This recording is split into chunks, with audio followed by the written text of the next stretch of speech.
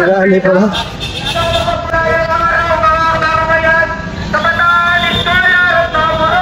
Kami po mga kabataan, tumitig kayo para sa tama. Kayo po, tumitig dito para ipanawagan ang mga presyon ng mga estudyante at mga simpleng mamayan.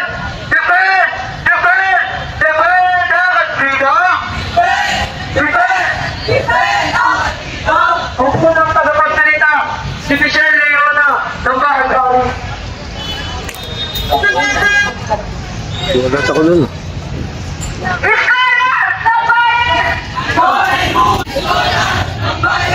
Magandang araw po sa ating lahat. Ako po si Leona. Mula sa Anak Bayan, Berlayon. At PRO ng UTFOS. Isang kole ng bayan, lider estudyante at kabataang Pilipino na ninindigan para sa katotohanan at karapatan. At dito ako ngayon para ihayag ang pagkikong ng katotohanan. May crisis po sa loob ng ating universidad at hindi lamang ito crisis ng pasilidad ng sila-silang upuan na magulong din sa may o para lang lumulong sa baha. Ito ay crisis sa karapatan, crisis sa kalayaan, crisis sa academic freedom na biging pinapanahimik. Matapos ang papayapang Act noong October 17, isang lehitimong protesta at pagpapahayag. Ano ang naging sagot sa atin?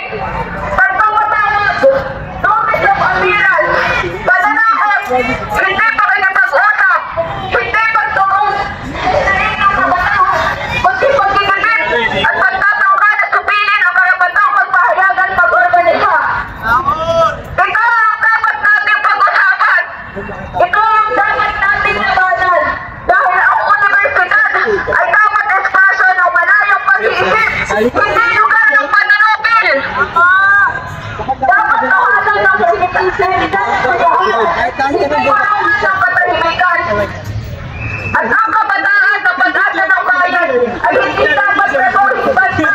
Dahil dapat pag-isip at pagtatanong. At higit pa rito, tinatanggalan din ang karapatan ng ating mga estudyante na parte ng LGBTQIA+ community na magpahayag ng sarili sa pananamit, sa identidad, sa ekspresyon.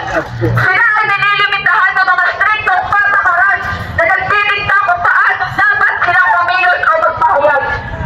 Ang universidad ay hindi dapat pagsilawan kung saan kailangan pagkado ang sarili para maiwasan ang pangangga o disiplina walang patayan.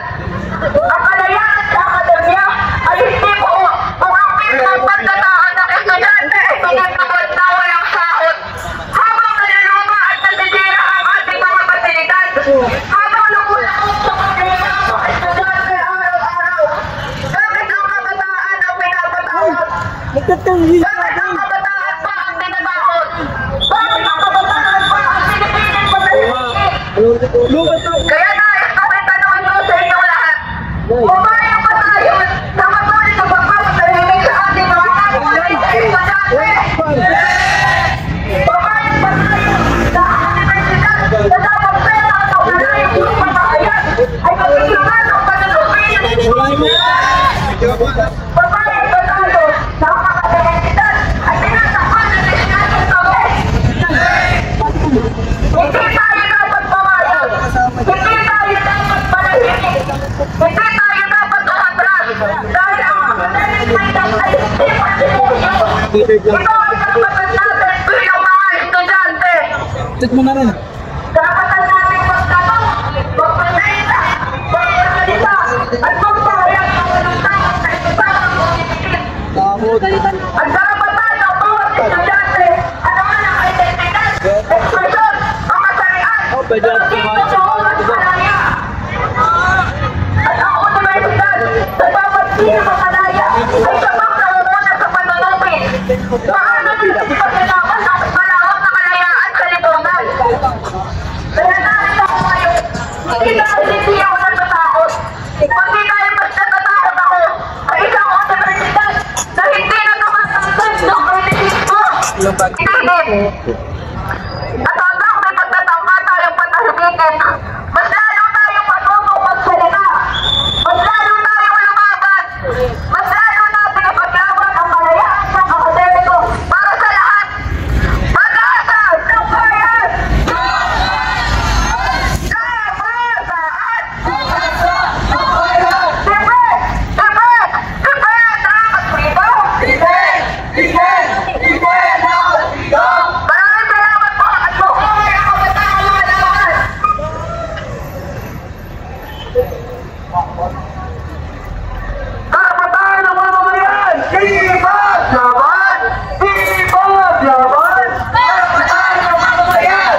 Historia ng bayan! Kayo ay lumalaban!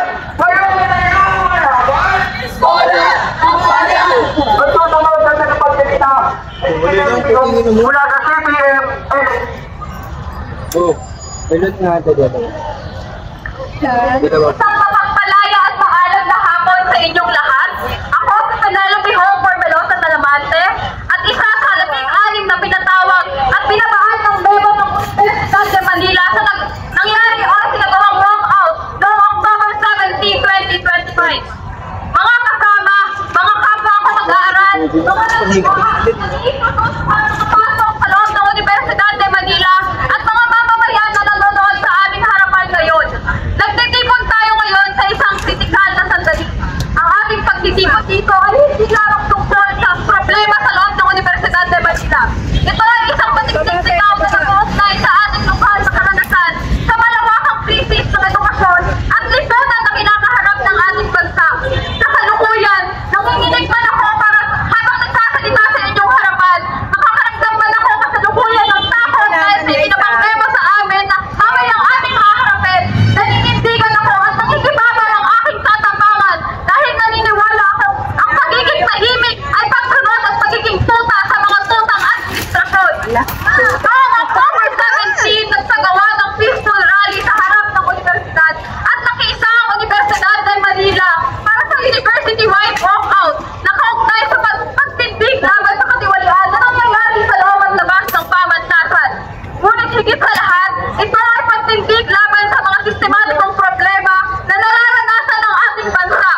Walang pinagkaiba ang katiwalian sa loob ng pamantasan sa pagdarambong sa pambansang program na ginagawa sa atin ng gobyerno.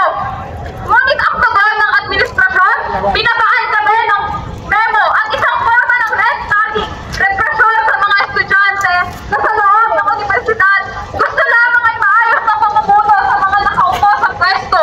Pero anong ginawa nila? Sila ang naging aktibo sa pamumuhi sa amin. Sa mga estudyante nagpapakita ng isang malaking problema, ang kulturang paninigil sa laganap sa buong bansa.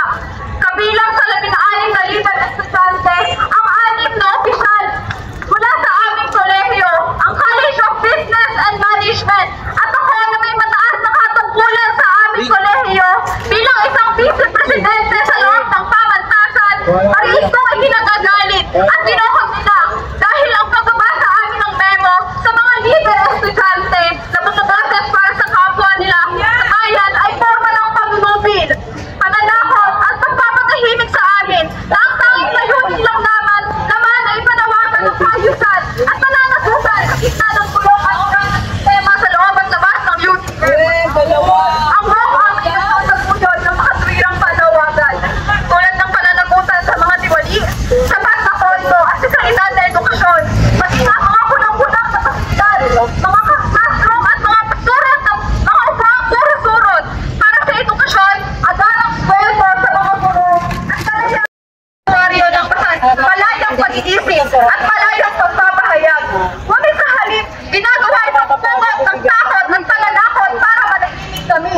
Pero hindi kami mananahimik dahil sa kabila ng nangyayari sa loob at labas ng Universidad de Manila, kahit anumang pananakot at panunubil ang gawin sa amin ng administrasyon, wala sa aming mananahimik. Ang paggamit ng red tagging o NPA accusation dahil sa aming isinagawang walkout at pagtindig sa mga nangyayari dito sa loob at labas ng pamantasan ay pagkakalit na paninira at ito ay isang taktika ng Estado upang patayin ang aming boses sa kritisismo sa ating lipunan. Sa labas ng UTM, libo-libong aktivista, manggagawa at magsasaka ang makakaranas ng red tagging. Kung kaya't ngayon, isang maalam na aming galit dahil nakakaranas kami ng red tagging sa loob ng UTM. At ngayon, ay ginagamit na rin upang magpapalakas sa kapangyarihan ng mga nakaupo sa administrasyon sa Universidad de Manila. Ito ay legitimo usapin ng katiwalian at kawalan ng due process. Ang kanilang layunin ay gawing sunod-sunuran ang mga mag-aaral, maging tuta, sumunod sa mga administrasyon at patuloy na manakot. Ngunit sa kabila ng pananakot nila sa atin, kami ay naninindigan. Sa kabila man ng takot na nararamdaman, mas naniniwala kami na dapat manindigan ang aming tapang lamang dahil wala kaming maling ginagawa. Ang aming ginagawa ay pagtindig para sa bayan. Ang aming ginagawa ay pagprotest para sa karapatan ng aming mga kapwa estudyante. Noong mga nakaraang buwan, maraming reklamo, maraming mga pagpapatawag ang mga estudyante, either estudyante man o hindi, sa loob at labas ng pamantasan upang puntilasin ang kakulangan sa pasilidad. Mga hanggang may sorot, mga kakulangan at hindi pa nakakasahag na guro, kakulangan rin sa pagtuturo, at mga ang problema ang pinamaharap ng universidad. Pero ano ang ginawa nila? Patuloy silang malahimik, hindi nila pinapakinggan ang aming mga hinaing. Pagkalian kami na kailangan namin gamitin ang aming karapatan bilang isang mamamayan para tumindig sa aming mga kapwa estudyante. Dahil naniniwala rin kami sa paraan na ito, dito kami mapapakinggan ng mga namiminuno. Kung kaya't ako naniniwala bilang isang leader estudyante na pumapangatlo sa pangalan ng mga listahang pinapatawag sa UDF upang babaan ng memo at harapin mamaya ng alauna at 30 ng hapon, ay naniniwalang hindi kami natatakot. Kung ano man ang mangyari sa amin, kung ano bang pataw ng parusang ibaba sa amin ng Universidad de Manila, maninindigan kami at tama ang ginagawa namin dahil hindi ito pang sariling interest lamang. Ito ang aming pinaglalaban para sa aming kapwa estudyante. Tunay na kalayaan ng Universidad de Manila, patigil sa magiging tuta sa kahit sino mang mga nangupo sa pwesto. Kung kaya't kami, 16, matapang na humaharap sa inyo, pinapakinggan niyo sana ang aming mga hinaing at makasama sana namin kayo sa paglaban na ito para sa ating tunay na kalayaan. Tipet! Tipet! Tipet! Angat sinon! Tipet! Tipet! Angat sinon! Iskala ng bayan! Ngayon ay kumalawan! Iskala ng bayan! Ngayon ay kumalawan! Ayun lamang po. Dapat ba kaming parusahan? Hindi! Karapatan po namin yun! Kapag nakilakot kami sa maayos, papayapa, at makatarungang pagkilos para sa aming paglaban para sa aming mga karapatan bilang mga Pilipino, krimen ba yun? Tama. Hindi! Demokrasya po iyon! Anong ipalit? Pero bakit kami pinatawag? Bakit kami tinatakot? Bakit parang mas mabilis ang proseso para pinahimigin kami kaysa ayusin ang mga problema ng estudyante? Walang bayad. Ito ang malinaw na sagot, mga kasama. Dahil sa Para sa mga kapwa ko estudyante, ito ay anyo ng student representing, student repression. At bilang isa sa mga estudyante ay tinatamaan mismo nito, sinasabi ko ngayon, hindi ako matatakot, hindi kami titigil. buti nga kayo. Ang sitwasyon namin ngayon ay